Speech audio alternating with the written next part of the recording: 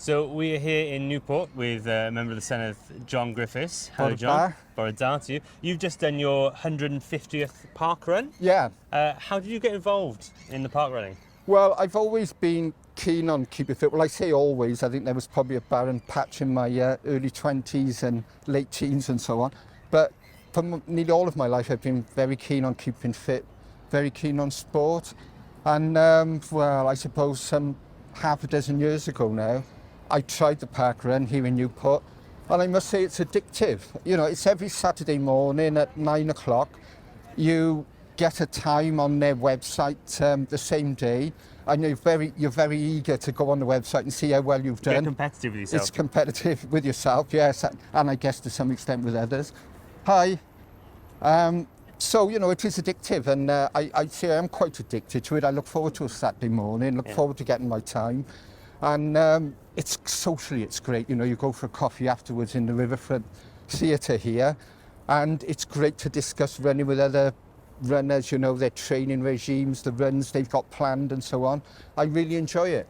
You did an event in the Senedd recently, didn't you, highlighting parkrun? How did that go? That went very well. We had ministers there, we had civil servants there, public health people, as well as park runners and people from the parkrun organisation. And Chris Davis is one of the leading lights in the parkrun organisation, and he's very keen on making the links between public health and the parkrun. So there are some 47 parkruns in Wales now, and around 24% of them are linked to GP practices. So GPs in those practices will socially prescribe. They will actually prescribe the parkrun to patients when it's appropriate. So, you know, we're really keen on trying to reinforce and strengthen those links between the health sector and the parkrun. You know, so many people say to me, why aren't we more preventative when it comes to health? You know, why is the health service so reactive? And, you know, I think we all understand the health service has to react to what's coming at it. And, you know, that is one hell of a task in itself.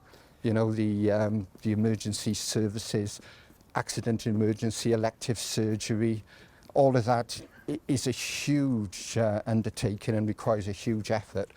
But if we don't get on the front foot a bit more, that pressure will be ever more relentless and remorseless. Yeah, so just to explain to people listening, the social prescribing, how would you describe social prescribing, and what do you think the benefits are of that compared to sort of more traditional medical prescriptions? Yeah, well, I think the first thing really is that the human body was designed to move, and a lot of people have very sedentary lifestyles, and that can lead to health problems over the years. And if people are in that sort of situation, it's a medical response, you know, medicines, drugs, or some other medical treatment isn't necessarily the best option.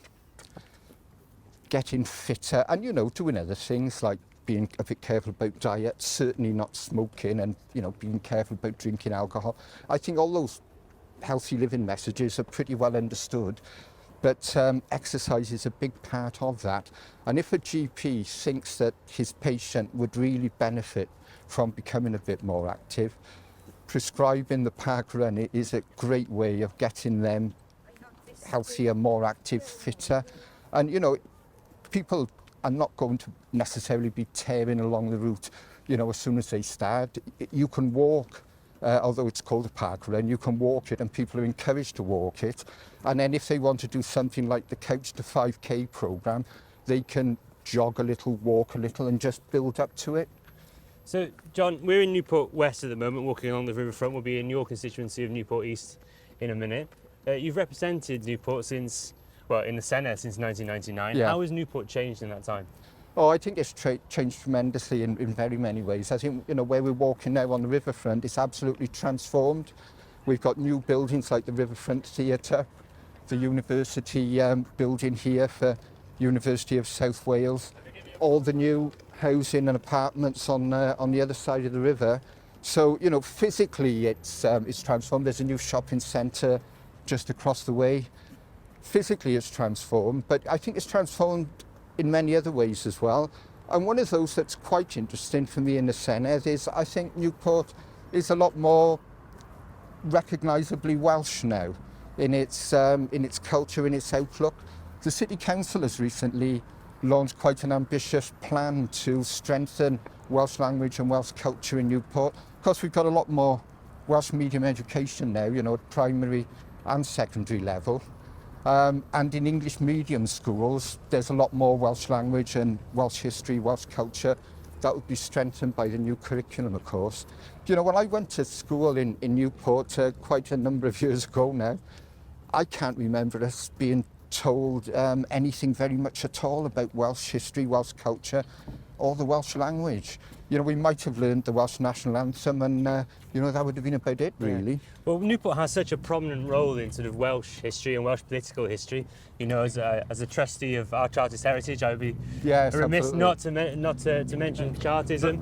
But obviously, Newport finds itself a little bit in between two larger cities, in between Cardiff and Bristol. How do you think it starts to define itself in the 21st century? Yeah. Well, as you say, the Chartist history, is absolutely amazing. And I think we need to make sure everybody in Newport, and particularly the school children, are aware of that amazing history. And, I was in the torchlight procession from Bellevue Park down to the Westgate Hotel where the Chartist uprising took place all those years ago. And, so it is celebrated every year. And I think we need to make sure that we continue that and build on it. But, there is so much that we can do, I think, in Newport to make sure that everybody understands, the history, the culture, the heritage, and the fact that, geographically, actually, we're in a really good position, as you say, between Cardiff and Bristol. But rather than see that as a weakness, I think we should see it as a strength. Because, that if you join up that area and, there's lots of things happening to try and do that, the Cardiff City Capital Region brings us in closer to the capital city. The Seven Side initiatives with Bristol connects us more with that part of the world. So there's a lot happening to try and see all of us together, Cardiff, Newport, Bristol as a whole, for economic development, for transport issues, for energy generation. So it's a strength. And, we're on the motorway, we're on the main rail line. Geographically, I think we're in a great position. You talk about transport, you talk about the motorway. Obviously, you were famously opposed to the M4 Relief Road back route. Why did you take that decision?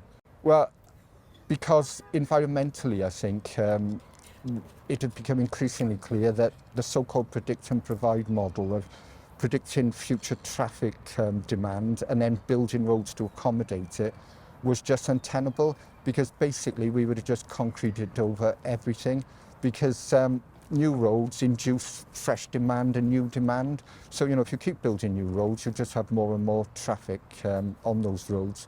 And, to me, environmentally, that was totally unsustainable. Couldn't have made you particularly popular with some of your constituents, though? No, it was very controversial and still is. And, obviously a lot of my colleagues in the Labour Party took a different view, and, I understood that. I think, in political parties, you have to be mature and understand there will be different views.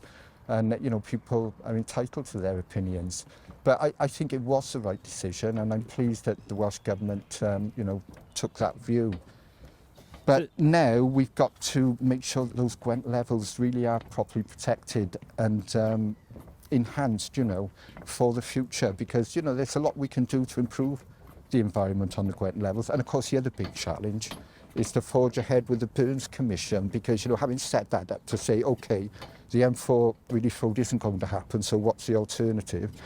We had the report, we've got the delivery unit in place, and, now we've got to get on with it. We've got to get those new train stations built, the rail infrastructure in place, the active travel for cycling and walking further developed, and, of course, the bus service. Because, a lot of people who use public transport locally are on the buses, and there's a lot that can be done to improve the services and the bus network. So and, of course, road, there will be road improvements as well. So, but on Burns, obviously, we've seen the Cardiff East Parkway station called in. Do you have any concerns that this is going to take a lot longer than people were hoping, but also kind of expect? Yes, I do, I think, particularly with rail, it takes quite some time to get rail infrastructure in place. And, you know, we're very disappointed at UK government's lack of investment in rail infrastructure in Wales, and that's a long-standing problem. So we need to see a sea change there, because Wales has been grossly shortchanged. But no, it will take time, and I do worry that, you know, people understandably are impatient because the congestion, you know, isn't as bad actually, and, you know, there are pandemic factors there and people working more from home and so on, but it is still a big problem. And, you know, we do need to show that we're getting on with it. You talk about investment, let's talk about finances as well. Are you ever so slightly concerned that the state of the public finances means that there will be less investment in necessary infrastructure like roads and rail? It's a worry. It has to be a worry at this time, you know. I think we've seen all those years of austerity since 2010. We've seen Brexit, you know, which I think is very damaging to the economy and very damaging in other ways. The pandemic, we've got the war in Ukraine and soaring energy costs, although they've come down a little recently, and the general cost of living crisis. You know, in the midst of all of that, it's obviously very, very difficult to find public money, capital or revenue. But what we do have is a very strong Welsh Government commitment to take this work forward. So, you know, the commitment's there, and I think the resource will be found. But, you know, we do want to avoid any slippage in time. So whilst we're talking about a cost of living crisis, that must have obviously been hitting some of your constituents here in Newport East. We're now in Newport East, we've crossed the river. We've crossed the river. That must have been hitting some of your constituents really hard. Yes. What do you make of the levels of government support for the cost of living crisis, whether that be UK or Welsh Government? Yeah, well, you know, I think we always run up against this reality, don't we, of the UK government having the purse strings, control of the purse strings. And, you know, I know, you know, it gets controversial politically between Labour and the Tories, for example, but it's just a reality that, you know, that's where the financial levers largely lie. And, you know, unless we have a UK government that's willing to spend more money on our public services, you know, we're not going to be in the position we want to be in Wales in terms of quality of public services. So, you know, unsurprisingly, I think we really do need a UK Labour government as quickly as possible, and I look forward to that happening after the next general election. So we talk about public services, and one of the things you've been most prominent talking about recently is the sort of devolution of the administration of welfare. What sort of benefits would that bring, just more generally, but also to people in your constituency? Yeah, well, the Labour movement exists really to tackle inequality and social injustice. We want more equality of opportunity, and we want more equality of outcome. And, you know, again, the big levers there are the tax and benefit system, and again, largely that rests at the UK level. So I think anything we can do in Wales to have more control over those levers is very valuable if we're going to get that social justice agenda really pushing forward here. So the benefit system is largely not devolved, but there are things that can be done with more flexibility. So, you know, we hear from people issues such as waiting times before they get their benefits once they've made a claim. The loan system that sometimes covers the intervening period is not that useful for people because they have to make the repayments in due course. Sometimes people would prefer to have the housing benefit element paid direct to the landlord because they worry about getting into arrears and, you know, possibly being evicted. And sometimes it's appropriate to split payments between men and women living together in certain circumstances. You know, so there are all sorts of flexibilities that are not there at the moment that we would like to see in place, or at least are not there to a sufficient extent at the moment. Sanctions, you know, that's another issue. I think we would take a different approach to sanctions, and people would not so readily find themselves having their benefits reduced. You know, there's all sorts of ways that we could make the system, I think, more effective, efficient and better for people. But, you know, one of the big issues, I think, is the underpinning principles. Because when the committee that I chaired at the time did some work on this, we heard that dignity, you know, is such an important aspect for people. And that's about the workforce that delivers the services and, you know, their attitude and, you know, the where they're getting their instructions from and their training from and their approach from, really. And we think if Welsh Government had more influence, we'd see a different culture and we'd see a lot more dignity embedded in the system. Why do you favour the devolution of the administration of welfare rather than the devolution of welfare all in? I think we need to seriously consider the complete devolution of benefits, and we did say that in our report that those issues should be explored, but it would be a massive step to take at this stage. So I think it makes sense to firstly devolve the administration and then at the same time do work on further devolution, but it would be perhaps too big a step all at once. Do you think we've talked about the prospect of a Labour government at UK level next time round. Do you think that's something they would consider doing, or do you think they'll want to take the approach themselves to welfare all in? I think it's difficult to know, really, isn't it? Because, I wouldn't pretend that we've always seen UK Labour governments embrace devolution to the extent that we would like. It's an ongoing conversation, isn't it? But, it would be a damn sight better than what we have at the moment, that's for sure. So since you were elected in 1999, extra powers and this conversation about a more competent Welsh is just one of the ways in which devolution has changed. How would you describe that journey since you were elected? I think it's, for me, it's been very impressive. As somebody who's very keen on devolution, and I always have been, I've just been so enthused really and encouraged by the extent of progress with devolution. I don't think there are many people, even though we initially spoke about devolution as a process, not an event famously, even though people understood that, I don't think that many people would have predicted that we'd have had as much further devolution as we've seen since 1999. I mean, we have a Parliament for Wales. When I think of all the generations, in this country that campaigned for a Parliament for Wales, and now we have one, it's a massive step forward for our nation, I believe, and to have that extent of control over our own affairs is hugely empowering, confidence building. The old question of when was Wales, could easily have an answer of, well, since we've had devolution and developed devolution, So obviously there's a very in-depth ongoing discussion about the devolution of further powers, about constitutional reform in the UK. What has been your appraisal of the Constitutional Commission, the Gordon Brown Commission report, the last few months of that debate? Yeah, I think it's a very impressive piece of work, and it builds on work that we've had done over the period of devolution and indeed before. And all of it is cumulative, I think. It's a body of evidence, I think, that I think is very strong and convincing. And, I very much hope that a future UK Labour government will enact what's proposed. And, I think with Gordon Brown's involvement and, the weight and the credibility that he has, that will be a persuading factor.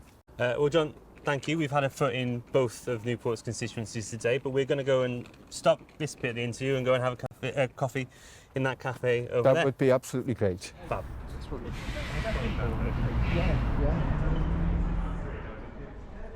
We were having a little chat off camera there about Wales and Wales in the world. You're about to go to Africa to highlight some of the good that the Welsh Government's doing. Would you want to talk a little bit about that? Yeah, I'll be going to Umbala with Pont, an organisation of volunteers based in Pontypridd, and they've done some amazing work over the years, helping the health service, the educational service, and a variety of community development activities over there in Uganda. And I'm a huge fan of the Wales for Africa programme that Welsh Government has, because the need is so great in sub-Saharan Africa, and I think to be doing something to help address that need, as part of the relatively prosperous world which Wales is just morally so important and worthwhile. But, as anybody that gets involved in this work would know, it's reciprocal, as we say. The benefit is obviously very much two-way. So it's sort of exchange visits for professionals, teachers and health service professionals. People from Uganda come in here and people from Wales go into Uganda. Lots of schools have got involved, and there have been reciprocal visits there and lots of fundraising. So I think it does a huge amount of good, but it's also part of internationalising our country. And to me, the more that Wales is linked with the rest of the world, the better. You know, it's a big wide world out there, and that big wide world needs to know that Wales exists. And, you know, Wales needs to be connected with it in all sorts of ways. And one aspect of that is the programme for Africa. So you talk about internationalising Wales. Obviously, Wales has just had a recent massive boost to our international reputation through the World Cup. What kind of impact do you think that has had on us as a nation? Oh, I think it's massive. You know, when you look at that worldwide television audience for the World Cup, it's huge. You know, and it was an incredible tournament, wasn't it? The final, I mean, you know, nobody could really have written a script for that. You know, it was incredible drama. So I think the pluses are huge. And what I hear from those who were involved in the Wales presence over there is that it went much better than anybody could have reasonably expected. You know, the engagement that the various Welsh Government groupings had, the level of that engagement and the extent of it was, you know, was really more than anybody could have reasonably anticipated. So I think all of that is hugely positive. But of course, we all know that there were big downsides to, you know, the building of the stadium, the human rights issues over there. I think we understand that, and I'm glad that Mark Drakeford and other Welsh Government ministers made our political stance on that quite clear.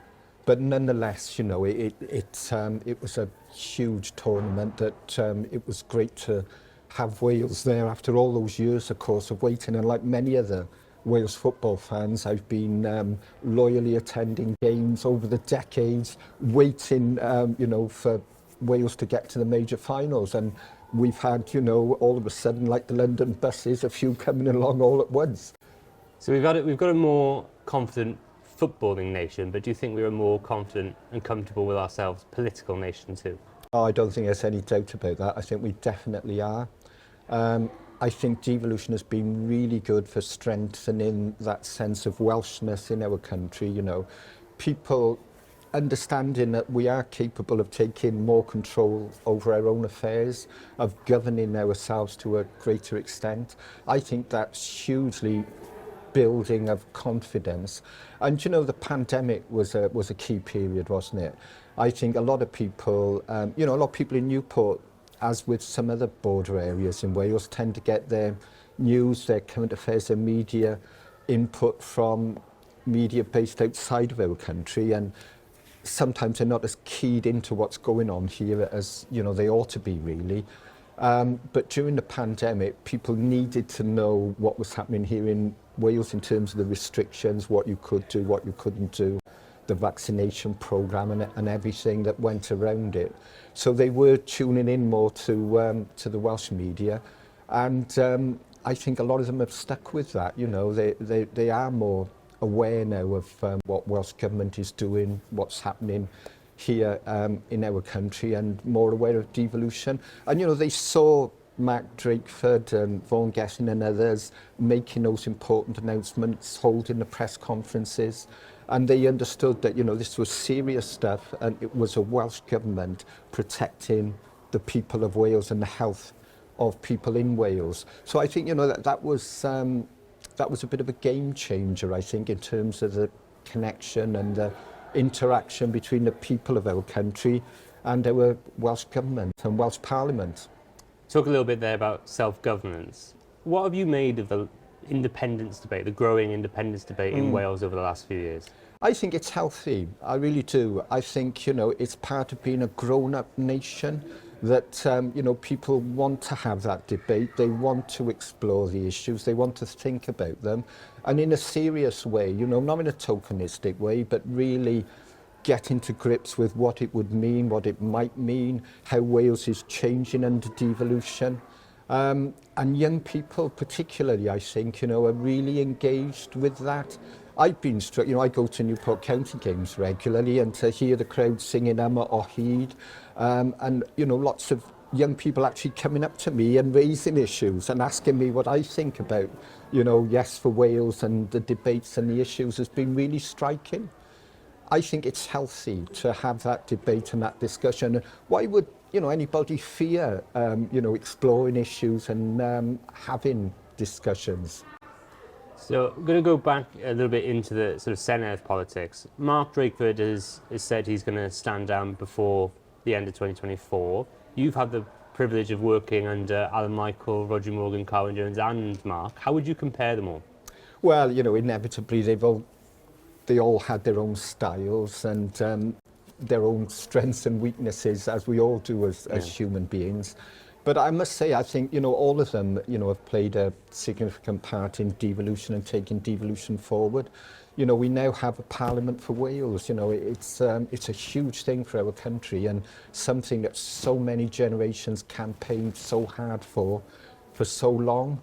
And, as leaders, they've got their place in history, haven't they, as being part of that transformation, democratic transformation of our country. And, it's been a huge privilege for me to be there since the beginning, to be there in the front line of that development and that evolution. And, I would pay tribute to all of them. They have their place in history and they deserve it. And yes, they've all had their own style, but they've all played a big role. So, you've obviously served in government yourself, but have you ever considered a run of the top job? Did you ever want to be leader? Well, inevitably in politics, I think if you're there in the front line, you think about leadership and, it's about, isn't it, power, but power for a purpose. And the higher you rise, as it were, in terms of the ministerial ranks, the more power you have in terms of influencing events, taking important decisions. So, it is a very attractive prospect, but of course, it comes with huge pressure that should never be underestimated. It's a huge job to do, isn't it? And a daunting prospect. But yeah, I thought about it and I'm really pleased that I was a minister in Welsh Government over quite a long period of time. And, I was able to make important decisions and to influence what happened in our country. And I hope, I played a role in achieving some progress towards that more equal, that fairer Wales that the Labour movement exists to try and help bring about. So the question of Mark standing down obviously brings with it the prospect of a leadership election. I'm not going to draw you on the likely runners and riders, but I'm just going to ask, what kind of skills is the next leader going to have, and what are the kind of challenges they're going to face? Yeah, well, as I said, it's a huge job with huge pressures, isn't it? And those pressures never go away. Taking public services forward, improving public services, getting Wales into a better position economically, the challenges of climate change, it's massive, isn't it? And, taking forward that crucial agenda for the Labour movement, better equality of opportunity and equality of outcome. There's still an awful lot of work to do there, Wales is relatively disadvantaged compared to a lot of the UK, so there's a lot of work to do. But even within Wales, even within Newport, I'm very conscious of the disparities, the inequality between one part of the city and another. It's massive. I know it's the same in Cardiff. It's the same all over the country. So, there's an awful lot of work to be done, a lot of partnerships with local government and the voluntary sector to be strengthened. A big, big job to do. And on top of all the necessary qualities to do that job, there are all the communication elements and, being the front woman or man for the country politically. So whoever does the job will have their work cut out. I think it's fair to say.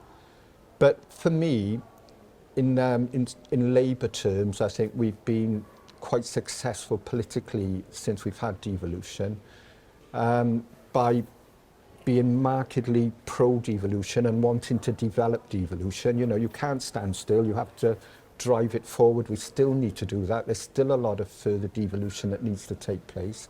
But at the same time, we need to be very strong in terms of that left of centre, progressive agenda around social justice. I think we've prospered politically by placing ourselves on what I would describe as the red-green territory, and I think the new leader should be on that territory as well. We've had such an interesting discussion, John, about the process of devolution, but what do you think the next kind of big event will be in the history of devolution? Where do you see the next steps of our journey being? I don't think there would be one sort of big headline, but there are obvious areas where we need further devolution, a broadening and deepening of the powers that we have. I think policing and criminal justice, is a big example of that, where I think we could have a much more progressive system in Wales, and we could knit in those services with the existing devolved public services, which would be a big benefit all round. I think when we look at the economy, we still need more of those levers that are really going to take our country forward. There's that huge challenge of the green agenda, isn't it? And the economic transformation that would go around that. So we need more of the levers that would enable us to put that in place in Wales, in the hands of Welsh Government. There's so much more that we could do, and it's very frustrating, being in Welsh Government when you haven't got those levers and you know what you could do if you did have them. So I think, that's what we're going to see. We're going to see that continuing broadening and deepening of devolution, but the quicker it happens, the better. I mean, there's some people that say, oh, these powers might be better exercised at a Westminster level. Why don't you wait for the next Labour government? What would you say to those people? Well, I think, the whole rationale of devolution is drawing power down closer to the people, isn't it?